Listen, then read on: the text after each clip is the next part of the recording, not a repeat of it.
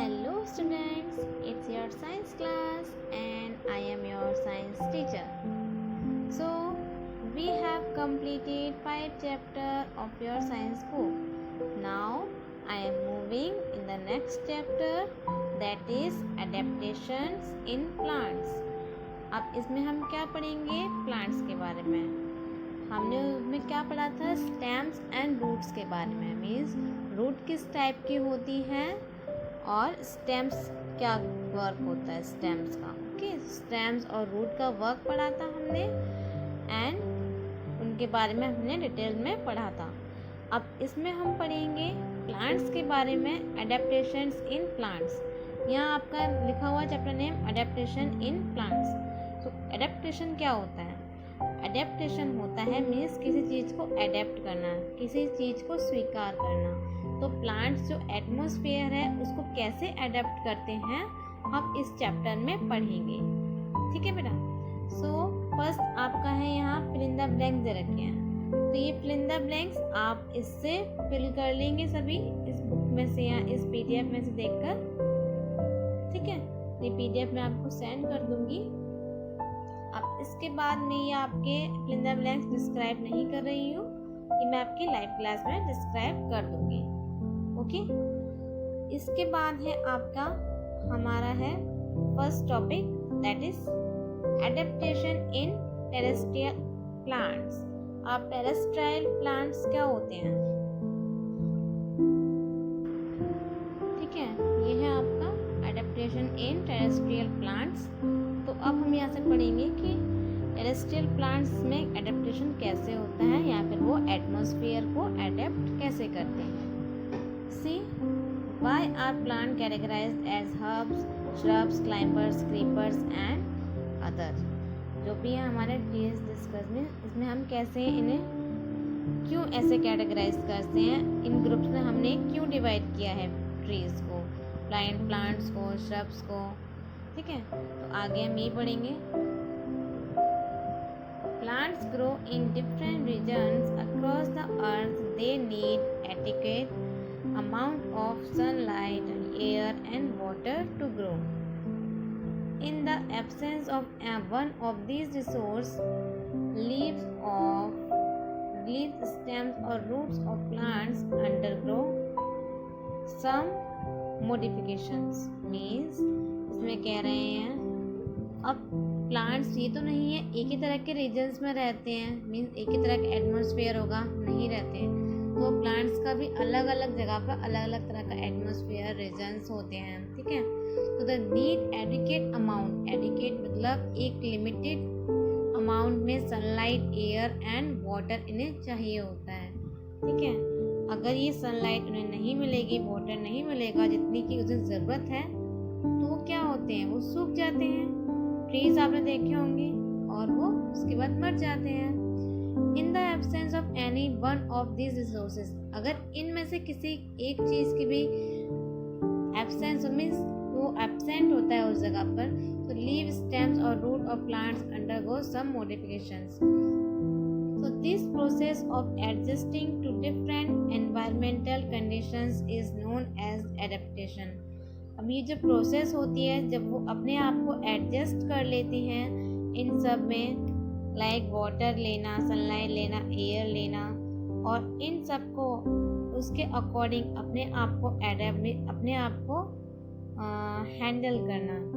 Like पेड़ है, पेड़ को वाटर देते हैं, हम वाटरिंग करते हैं डेली प्लांट्स को, तो वो वाटर से क्या होता है, वाटर उस पेड़ को हमेशा जिंदा रखता है. ठीक है, तो वो एडेप्टेशन मीन्स वो एडेप्ट कर रहा है उस चीज़ को. Okay, so I am moving the next paragraph, that is terrestrial plants. Wait. Terrestrial plants grow on land. They are found on mountains, deserts, plains, grasslands, rainforests, marshes. Some examples of terrestrial plants are bapul, banyan, mangroves, rose and wheat. ठीक है, mango, rose and wheat ये सब हमारे क्या हैं, terrestrial plants के examples हैं. ठीक है, जिन्हें टेरेस्ट्रियल प्लांट्स बोलते हैं. अब इस देखिए, अब इसमें आपका फर्स्ट दे रखा है प्लांट्स ऑन माउंटेन्स. अब प्लांट्स ऑन माउंटेन्स। अब माउंटेन के जो प्लांट्स होते हैं वो कैसे होते हैं, वो इसमें कुछ दे रखे हैं। तो लेट्स रीड। सी आपका है during winter mountainous region experience cold weather and snowfall. अब जो हमारा विंटर सीजन होता है मीन्स, ठीक है, मीन्स जब विंटर सीजन जब आता है तो माउंटेनियस रीजन्स का क्या होता है, वहाँ पर स्नोफॉल बहुत ज़्यादा होता है और वेदर कोल्ड हो जाता है काफ़ी ज़्यादा। तो plants that grow in these regions have features that enable them to adapt to these weather conditions. अब जो प्लांट्स वहाँ के ग्रो करते हैं ना माउंटेनियस रीजन्स में, तो उनके फीचर्स ऐसे होते हैं, मीन्स उनके फंक्शंस ऐसे होते हैं कि वो उन कंडीशंस को अडेप्ट कर लेते हैं, ठीक है। जो उनके फीचर्स उन्हें इनेबल करते हैं कि वो वहाँ के वेदर की कंडीशंस वहाँ बनती हैं उन्हें अडेप्ट करें। Okay, so I am reading forward. Most trees on mountains grow tall and straight. अब मोस्ट ऑफ ट्रीज जो होती है माउंटेन्स की कैसी होती हैं, बहुत बड़ी बड़ी होती हैं, लंबी होती हैं और स्ट्रेट सीधी होती हैं। देखिए जैसे आप इस पिक्चर में देख सकते हो, इस पिक्चर में ये बनी हुई है ट्रीज जो सीधी है, स्ट्रेट है एंड टॉल है, लंबी लंबी होती हैं। तो ये किसकी है, पाइन ट्रीज, इन्हें बोलते हैं हम पाइन ट्रीज, ठीक है। इसके बाद है तो some trees such as pine are conical. अब कोनिकल और पाइन हमारी ट्रीज हैं जो वहाँ पर माउंटेनियस रीजन्स में हमें मिलती हैं, ठीक है। This shape allows the snow to slide off the trees easily. अब ये शेप्स क्या करती हैं, ये शेप्स होती हैं इस तरह की, लाइक ये शेप्स आपको दिख रही हैं शंकु वाली, तो ये शेप्स क्या करती हैं, उनको अलाउ करती हैं, जो स्नो उन पर गिरता है वो स्नो को जमीन तक ले आती है, मीन्स उस पर स्नो रुकता ही नहीं है किसी भी ट्री पर, वो डायरेक्ट स्लाइड करके नीचे गिर जाता है। As the soil is dry in the mountains, trees such as pine, fir and spruce have needle-shaped leaves with a waxy coating to prevent excess water loss. These trees do not shed their leaves and remain green throughout the year. अब these trees मतलब उनकी shade में छाया नहीं होती है, their leaves and remain green throughout the year. अब green ही रहती है ये हमेशा पूरे ईयर में, ठीक है। सॉरी, ये ग्रीन नहीं रहते हैं, they are therefore called evergreen trees. So इन ट्रीज को हम क्या बोलते हैं, एवरग्रीन ट्रीज, जो हमेशा सदाबहार, सुना होगा आपने हिंदी में सदाबहार जो होते हैं, तो वो हमेशा एवरग्रीन रहते हैं, जो हमेशा के लिए ग्रीन रहे। अब some trees like oak and maple have broad leaves instead of needle-shaped leaves. Since there is less sunlight in winter, such trees shed their leaves in winter in order to save energy. This enables them to survive in the cold weather. अब ये आपके यहाँ कुछ examples like they रखे हैं, okay and Maples trees. अब इनकी कैसी लीव्स होती हैं, इंस्टेड ऑफ नीडल शेप नहीं होती हैं, इनकी इस तरह की आपको दिख रहा होगा, मैं जूम करती हूँ, ये आपको दिख रहा है यहाँ पर ये लीव्स बनी हुई हैं, कुछ इस तरह की लीव्स बनी हुई हैं। यस, मैं यहाँ ड्रॉ कर देती हूँ, तो इस तरह की लीव्स ही बनी होती हैं, ठीक है। तो ये लीव्स क्या करती हैं, वो उन्हें जब विंटर में हमारे नहीं निकलती है सनलाइट, लेस मतलब बहुत कम सनलाइट होती है, तो ये ट्रीज शेड देती है, मीन्स छाया देती है उन्हें, और उससे एनर्जी सेव होती है। This enables them to survive in the cold weather. अब ये लीव उन्हें सर्वाइव करने में हेल्प करती हैं। अब हमने यहाँ पढ़ा प्लांट्स ऑन माउंटेन्स, अब माउंटेन्स के प्लांट्स के बारे में पढ़ा। अब हम यहाँ नेक्स्ट टॉपिक पढ़ेंगे, that is plant in desserts. अब डेजर्ट्स मीन्स रेगिस्तान, जो आप जानते हो रेगिस्तान, तो रेगिस्तान के प्लांट्स कैसे होते हैं, अब मैं वो पढ़ूंगी। Deserts have a hot and dry climate, rainfall is scanty in deserts. आप डेजर्ट का जो क्लाइमेट होता है, मीन्स जो वहाँ का वेदर होगा वो कैसा होता है, बहुत ही हॉट होता है। आपने देखा होगा डेजर्ट्स में और सभी जगह मतलब आपको सैंड ही सैंड मिलेंगे, रेत ही रेत मिलती है, ठीक है। तो वो ही मिलता है और ड्राई होता है, बहुत सूखा, मीन्स पानी नहीं होता वहाँ की ज़मीन में बहुत ज़्यादा, और वहाँ का बहुत हॉट होता है, मीन्स गर्म। और rainfall is scanty in desserts, scanty मतलब बहुत कम रेनफॉल वहाँ होती है डेजर्ट्स में। Since the soil in deserts is either sandy or rocky plants are unable to absorb much water from the soil। अब जब वहाँ के सॉइल कैसी होती है, सैंडी और रॉकी होती है, मीन्स सैंडी माने रेत, रेत जो होता है ना, देखा आपने रेत, तो सैंडी उसे बोलते हैं हम, सैंडी सॉइल, ठीक है। और प्लांट्स क्या होते हैं वहाँ के, अनेबल होते हैं absorb too much water. Soil में जब वाटर ही नहीं है, सैंडी सॉइल है, सैंडी सॉइल हमारा वाटर ज़्यादा देर तक एब्जॉर्ब करके नहीं रख सकती है, ठीक है। तो वहाँ के प्लांट्स क्या होते हैं, वो ज़्यादा देर तक एब्जॉर्ब नहीं कर पाते हैं वाटर को सॉइल में से। तो hence plants in deserts adapt in various ways to reduce water loss.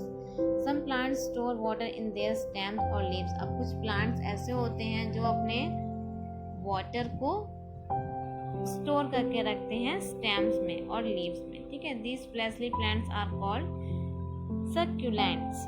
Succulents, a cactus is a desert plant. अब जो कैक्टस आपने देखा है, कैक्टस जो प्लांट होता है, अभी यहाँ पर देखो, यहाँ पर तो डेट प्लाम दे रखा है। डेट पाम ये आपका होता है खजूर का पेड़ जिसे हम बोलते हैं, ठीक है।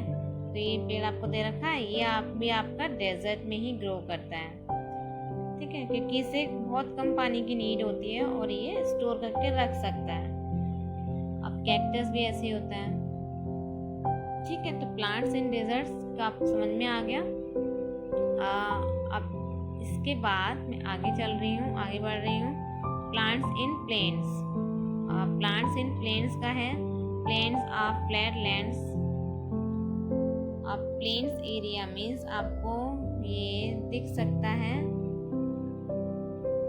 यहाँ पर ये आपको दिख रहे हैं, जस्ट वेट, ये ट्रीज इन प्लेन्स। अब इसके ट्रीज कैसे होते हैं, ये बहुत बड़े बड़े होते हैं, ठीक है। मीन्स प्लेन्स में जमीन होगी काफ़ी साइड एरिया में, और उस ज़मीन पे ऐसे इस तरह के पेड़ लगे होंगे, आपको दिख रहे होंगे ट्रीज इन प्लेन्स, ठीक है। तो ये प्लेन्स के ऐसे होते हैं। तो फ्लैट लैंड्स होते हैं, उनमें ये प्लांट्स हैं ग्रो करते हैं, ट्रीज ग्रो करते हैं। तो many types of plants such as shrubs and tall trees grow in the plains. अब जो भी होते हैं प्लांट्स में, हमारे श्रब्स एंड टॉल ट्रीज वो हमारे प्लेन्स में ग्रो करते हैं। Since trees in the plains get ample sunlight and rainfall, they can withstand severe heat during summers. Okay, some trees in the plains shed and with their in the leaves with winter, new leaves sprout and them with the arrival of spring। अब इसमें क्या होता है, planes में खुद अपने ही कुछ shade से अपने ट्री की रक्षा करते हैं और उसको स्टोर करके रख सकते हैं, ठीक है। ये प्लांट्स इन प्लेन्स हो गया आपका कंप्लीट। इसके बाद है आपका नेक्स्ट प्लांट्स इन ग्रासलैंड। अब प्लांट्स इन ग्रासलैंड में क्या है, grasslands are region that do not receive sufficient rainfall. अभी आपको ग्रासलैंड दिख रहा है, यहाँ पर ये आपको पूरा ग्रासलैंड बना हुआ है सारा, मीन्स ग्रासलैंड में ग्रास ही ग्रास मिलेगी आपको, इसमें घास मिलेगी बट ये लैंड होगा बिल्कुल, मीन्स ग्रास का बना हुआ लैंड, जहाँ पर बहुत सफिशिएंट रेनफॉल होता है, मीन्स बहुत कम कह सकते हैं, ज़्यादा कम नहीं और ज़्यादा नहीं। तो these areas have very few tall trees. अब इन एरियाज में क्या होता है, मतलब टॉल ट्रीज बहुत कम होते हैं और ये ग्रास से कवर्ड रहते हैं और वाइल्ड फ्लावरिंग प्लांट से कवर रहते हैं, ठीक है। These plants have extensive root system which prevents grazing animals from uprooting them. The roots of the grasses go deep into the ground to observe as much water as possible. अब जो roots होती हैं grasses की, वो ground में अंदर तक means बहुत डीप गहरे तक जाती हैं, एब्जॉर्ब करती हैं वाटर को जितना वो एब्जॉर्ब कर सकें, ठीक है। तो प्लांट्स इन ग्रासलैंड्स का इतना ही है आपका। Plants in rain forest.